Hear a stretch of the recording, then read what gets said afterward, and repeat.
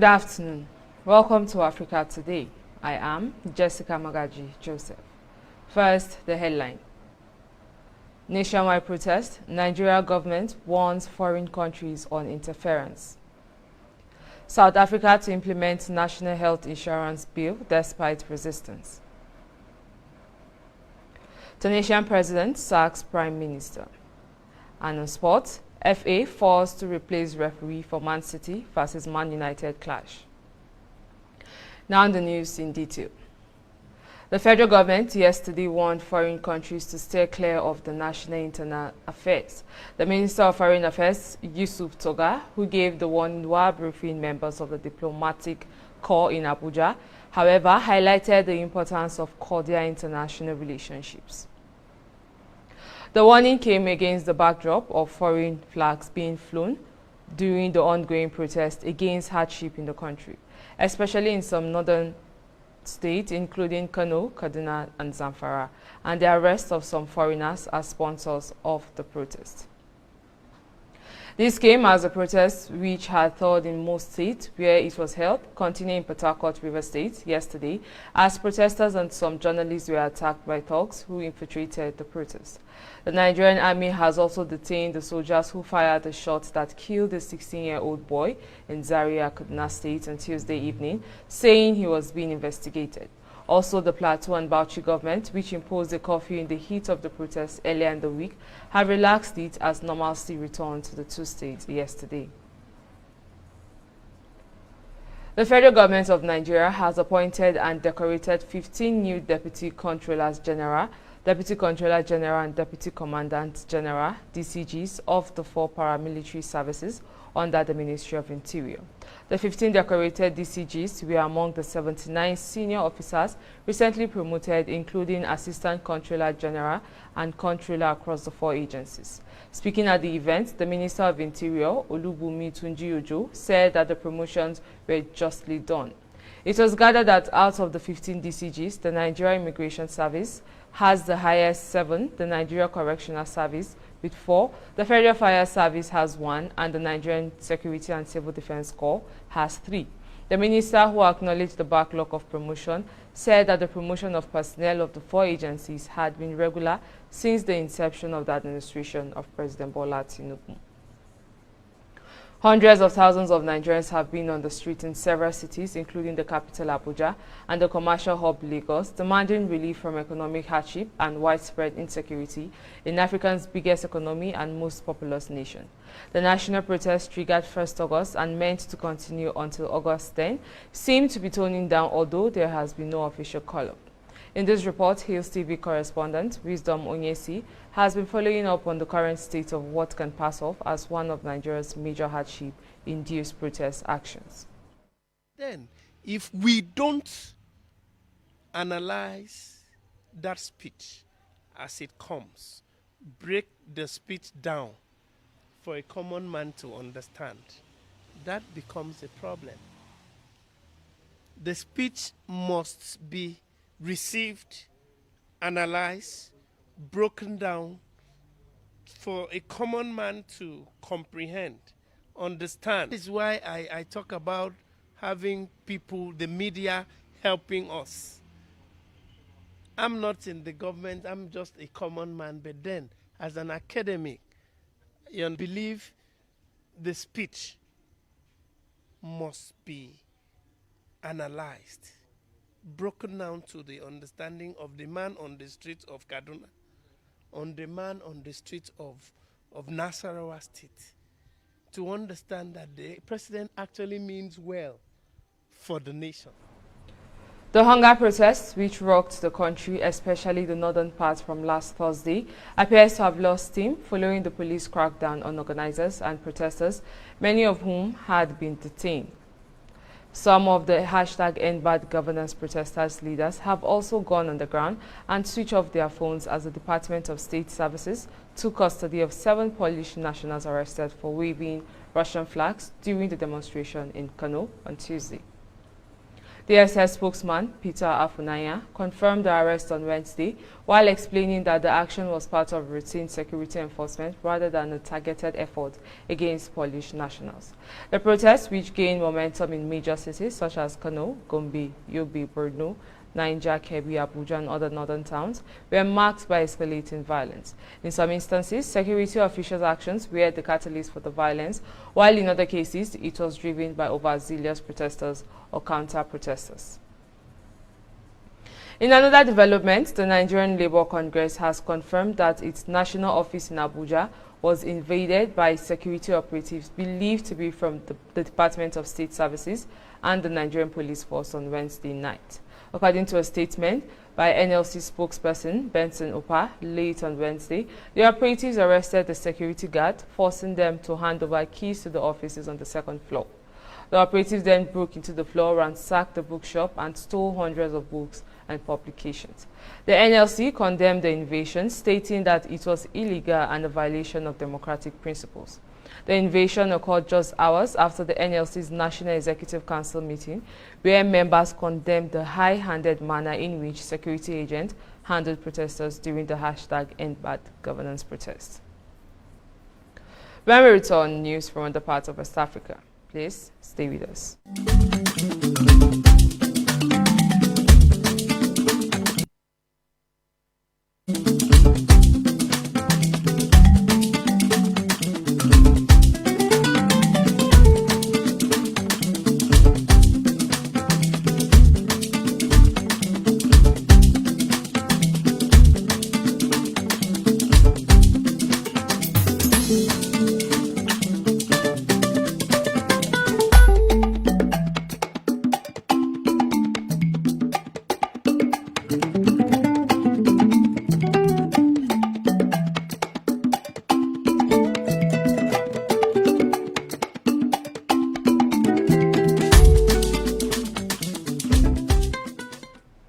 Welcome back. On Wednesday, Tedros Adhanom, the chief of the World Health Organization, summoned an emergency meeting of international experts as case of the most dangerous Mpox virus variant surge in African countries. Speaking at a press briefing in Geneva on Wednesday, WHO Director General Tedros Adhanom said an expert will determine whether the outbreak should be considered a global emergency. Tedros stated that WHO has disbursed $1 million from its emergency fund to assist in addressing the Mpox outbreak. The Africa Centers for Disease Control and Prevention announced last week that Mpox, or monkeypox, has been identified in 10 African nations this year, with DR Congo accounting for over 96% of all cases and fatalities. According to the Africa CDC, nearly 70% of the cases in Congo are among children aged 15 and younger, and these children make up 85% of the death. Ghana's civil society organizations on Wednesday praised Parliament for the passage of the Affirmative Action Gender Equity Bill 2024. They employed President Nana Addo Dankwa Akufo-Addo to expedite action and assent the bill into law, saying its enforcement would not only breach the nation's gender divide, but greatly empower and improve the socio-economic livelihoods of women. The 23 CSOs, which had committed themselves to implementing a gender transformative approach project in the country, said the passage of the bill would also help the economic growth and development of women. In a joint statement issued, the CSOs said the country ought to do more to protect and preserve dignity and remove activities that fight the rights of women and prevent them from achieving their full potential, including taking leadership positions. South Africa's President Cyril Ramaphosa has vowed to move ahead with the implementation of the National Health Insurance Bill, despite strong opposition from within and outside the government. He signed the controversial bill into law just before his African National Congress party lost its parliamentary majority in the May elections. The NHI aims to provide universal health care coverage for all through a major overhaul of the country's two-tier system. It will gradually limit the role of private healthcare insurance, which fewer than 16% of South Africans have. Supporters see the bill as a positive change, which will reverse inequalities dating back to the apartheid era. However, political parties and other stakeholders opposed to the NHI argued the proposed funding model would not work. Speaking on the final day of the ANC policy meeting on Tuesday, Health Minister Aaron Masoledi said the sections of the bill will be implemented immediately. We move to other parts of Africa after this break.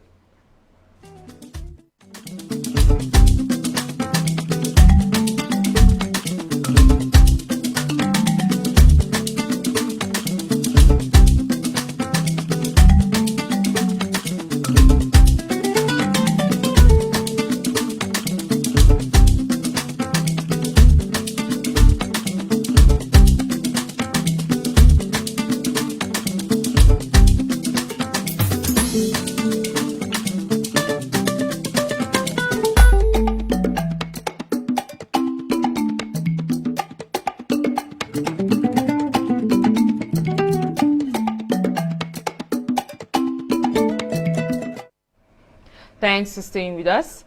The Security Council authorized a resolution to enhance MOUNSU's assistance to Southern African Development Community Mission in the Democratic Republic of Congo in the DRC through better coordination, sharing of information and offering technical help.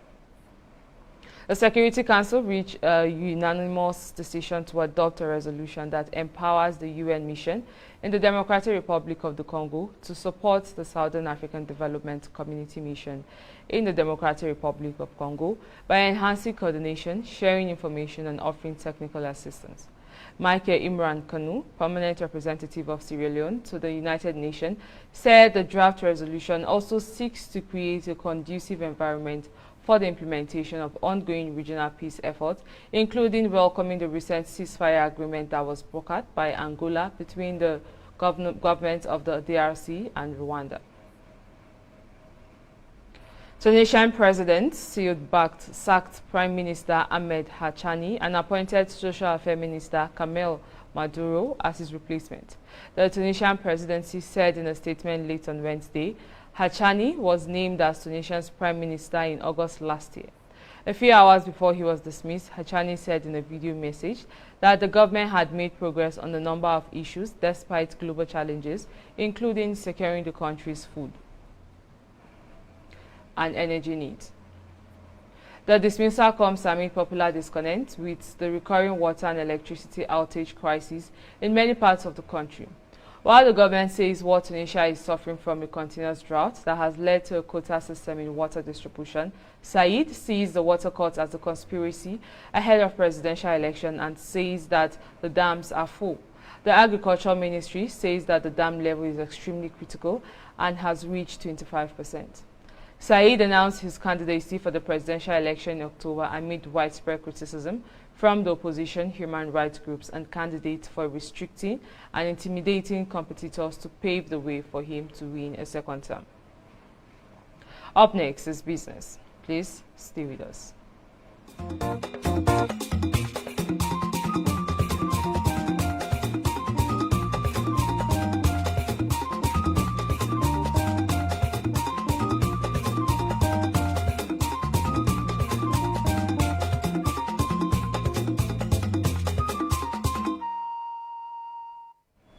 Thanks for staying with us on Business News.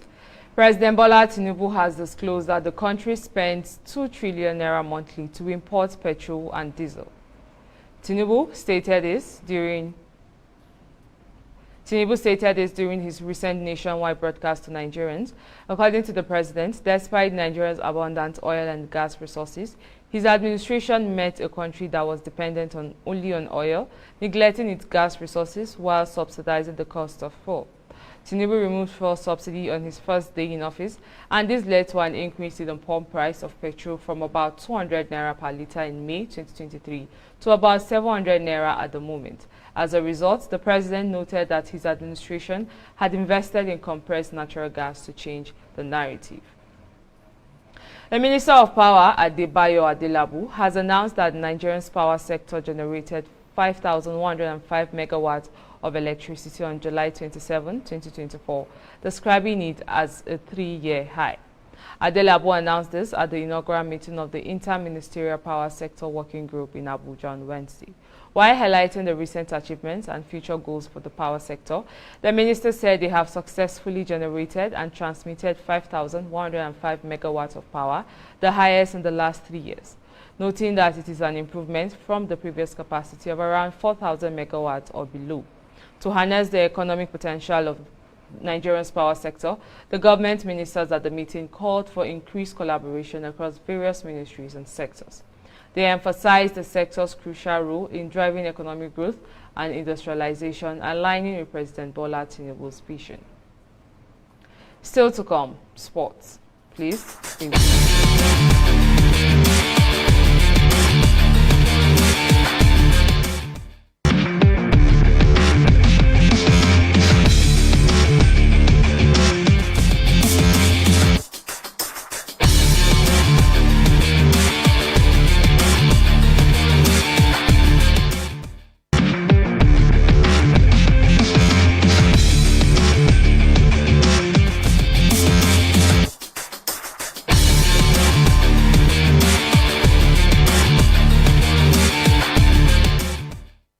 Welcome back. On sport news, Chelsea midfielder Conor Gallagher arrived in Madrid in the early hours of today to finalize his move to Atletico Madrid. The La Liga side have agreed a £42 million fee for Gallagher after drawn-out negotiations. And according to football transfer expert Fabrizio Romano on X, Conor Gallagher has just landed in Madrid 2:06 a.m. local time. Medical tests in the morning as new Atletico Madrid player after €42 million deal agreed with Chelsea. Meanwhile, Real Sociedad midfielder Martin Zubimendi is set to join Liverpool this summer. It will be an easy deal to do as Zubimendi has a €60 million release clause in his contract. Both clubs are still in talks over the move after the player expressed interest in signing for the Reds. The Football Association has been forced to change the referee for the Community Shield clash between Manchester United and Manchester City.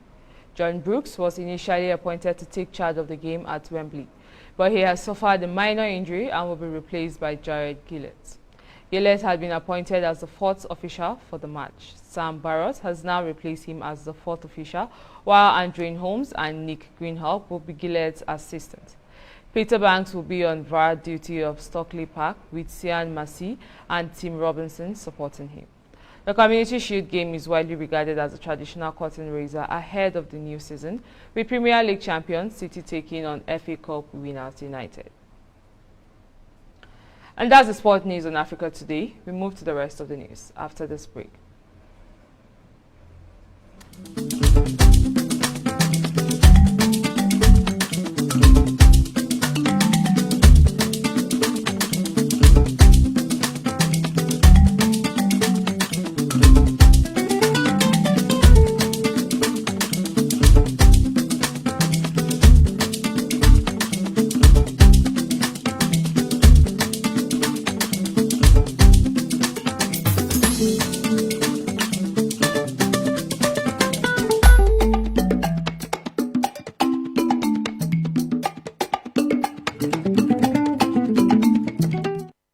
Welcome back. Now to the rest of the news. President Bola Tinubu has approved the appointment of Abdullahi Angu as the mandate secretary for the newly established Youth Development Secretariat of the FCT. Anthony Ogunleye, Director Office of the FCT Minister, in a statement on Abuja on Wednesday, said that the appointment marked a significant milestone in the effort to prioritize youth development and empowerment. He explained that the Youth Development Secretariat would serve as a robust administrative structure to coordinate youth-related matters in the FCT. The statement added that the Secretariat would also serve as a veritable platform for the implementation of youth policies and programs. And that's Africa Today, but before we go, here are the headlines again. We told you that nationwide protest, Nigerian government warns foreign countries on interference. South Africa to implement national health insurance bill despite resistance. Tunisian president sacks prime minister. And on sports, FA forced to replace referee for Man City versus Man United clash. Remember to visit us on Facebook at Hills TV Abuja, Instagram at Hills TV Abuja, and subscribe to our YouTube channel at Hills TV. I am Jessica Magaji Joseph. Thanks for watching.